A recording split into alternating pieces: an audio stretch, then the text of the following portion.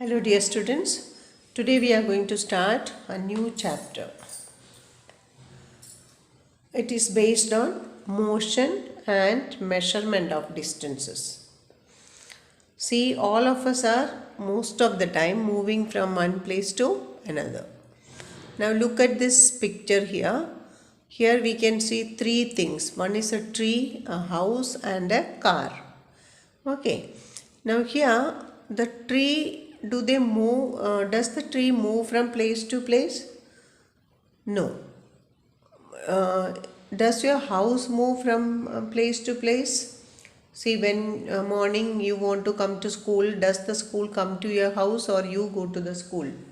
Or similarly, from school, when you go, if you stand near the gate and wish, okay, let the house come to me, will it come to you? No. Okay, so some of the things they cannot move, they are fixed. So they are called stationary objects. What are they called? Stationary objects. Stationary objects, they don't move.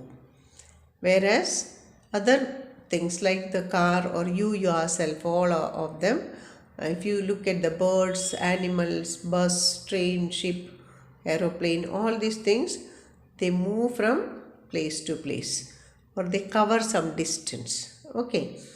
If a car is moving, if you start with your car from the house early in the morning 5:30, by 6 o'clock you will reach your school, right?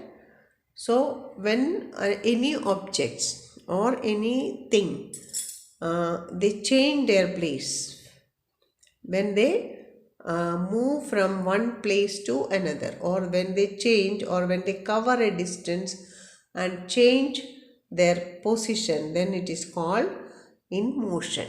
Okay.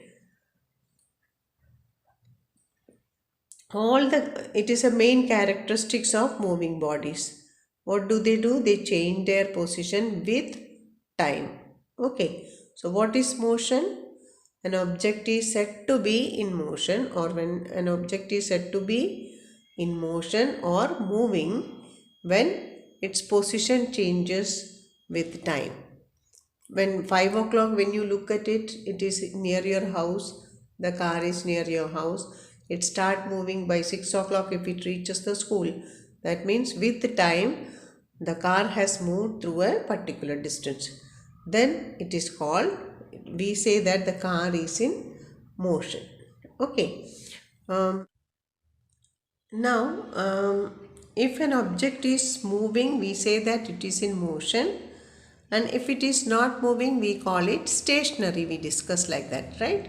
Now, the stationary objects means they are not in movement or not moving, are called the body at rest. That means when a body is moving, we say that the body in motion. And if it is not moving, when it is stationary, we call it the body at rest. Okay. In this picture, the house and the tree are at rest. Okay, are said to be at rest, or you can say that they are at rest. But the car is in motion. Okay. Now, depending upon the types of movement the object shows, how do they move? Depending upon that, motions can be divided into different types. For example, when you are cycling, okay, the cycle moves along a road in a straight line, right? So such type of movement, when the object is moving in a straight line, we call that the complete movement of the cycle is in straight line. So then it is called rectilinear motion. Now, if it is moving in a circle, then it is called circular motion. Okay. What is rotation? Rotation means what? Circular motion and rotation, there is a difference. In circular motion, see, if you think of the wheel of the cycle, only the wheel, that is in circular motion. Means on a fixed point it is rotating, right? But If you think about the movement of the earth around the sun, what is it doing? It is moving around a particular objects. Okay, such movement is called rotation. This we have already learned. Now there are some movement which repeat after a particular period of time. Such movements are called periodic movement. So according to the uh, the condition, or according to the way the object is moving, depending upon the characteristics, we can divide them into rectilinear motion, circular motion, rotational motion, periodic motion. We just covered the main topics of motion in a brief. In detail, we will learn after transport. Okay. Do you know what is meant by transport? Transport means to carry people or goods, or both peoples and goods, from one place to another is called transport. Do you know the buses which come to our school is a way of transport? Okay, what do they transport? They transport children from home to school. Okay, there are various. If you go to the market, you will observe many people will be carrying huge weight, or they carry large baskets and all on their head. If you check in the construction site, you can see people carrying big what you call the sacks of cement, packets of cement, even the sand, water, everything they'll be carrying from one place to another. What are they doing? That movement or moving things from one place to another is called transport. Okay, so here we are going to discuss different types of transport, or we will see how this transport took place. Okay, you look at the picture, you see here, you can see a person carrying a huge weight on his back. These scenes are very rare now, no? Very few people do such things. Nowadays we have many facilities to carry weight from one place to another in an easy way. Similarly, here you can see a horse, somebody traveling on the horse. Okay. Uh, Here, even in village areas and all, you can see people, they carry clay from one place to another on the keeping it on the top of the donkeys. Okay. Also, you might have seen the bullock carts and all. So there are various methods of carrying things from one place to another, or there are various methods of transport.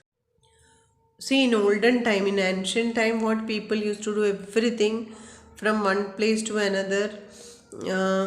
How did they carry? People, they did not have any means of transport that time. So in ancient times, what they did is people used to move on foot.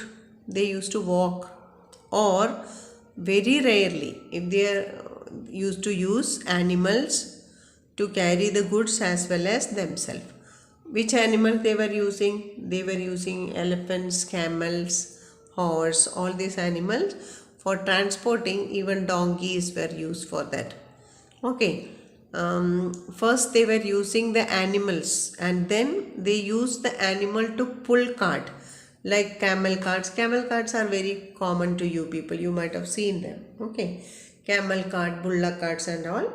The carts which are pulled by animals. Okay. Previously they were using directly at the back of horse, camel, elephants. All these were used for transporting things from, or even human beings from one place to another.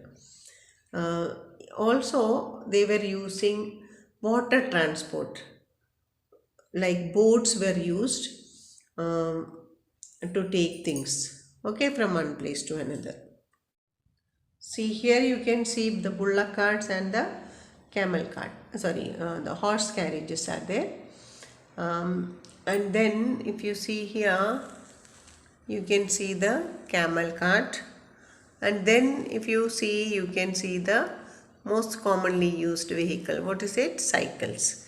Okay, these were all simple machines or simple vehicles which were used for transporting goods as well as human beings from one place to another. Okay, in the initial times, they were initially what they were using, they were using boats of simple log of wood, which very what you call strong, but they are thin woods. Okay, light woods which will float on water. They were using that as boat for carrying things from one place to another. Okay, later what they did, they learned to join some planks of wood. Even in now, if you go to southern part as well as in eastern parts also, you can see village areas they use such type of boats. They had streamlined body, very thin. Few people only can travel, but still they are using such boats for moving internally, not very far, but internally for movement. You can see such boats using in village areas. After the invention of wheel, you know how it was invented. Okay, when the log of wood, when they were moving on the hill station, suddenly they got the idea of a wheel. And first when they made wheel with wood only. Okay, after the invention of wheel, there was a great change in the transportation. Okay, um, wheels were used in bullock carts. Very big wooden uh, wheels were used. Okay, and then horse carriages and camel carts, etc. They had wheels use of wood. Okay, all these vehicles were used to pull animals were used to pull vehicles like uh, camel, bullocks and horses. They were used to pull the carts, and their wheels were made up of wood. After the invention of wheels, bicycles also were developed, and the people were using bicycle for transportation. Okay, and then in by maybe in the 19th century, I think nearby the 19th century, steam engine was introduced.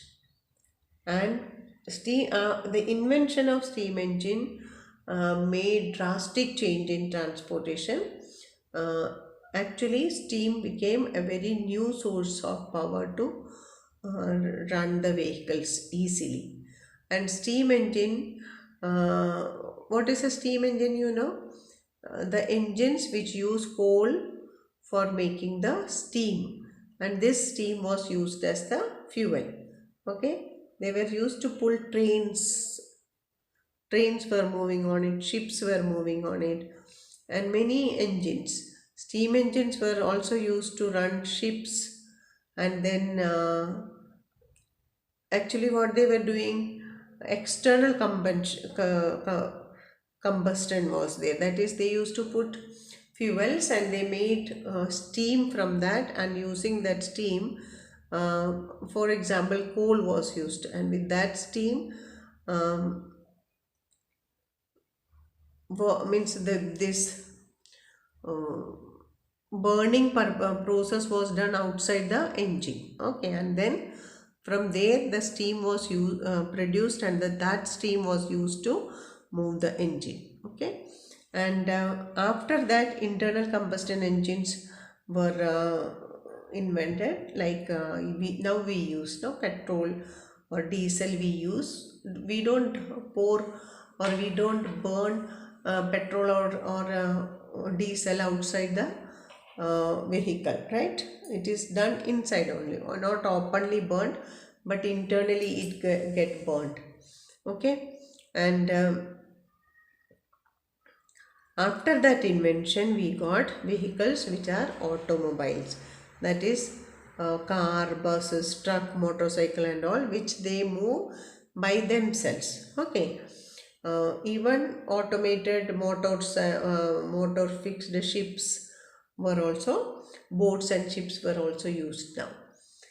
After many years, what was developed? The fastest moving transportation, that is aeroplanes, were developed as a means of transport by 20th century. Okay, so you know which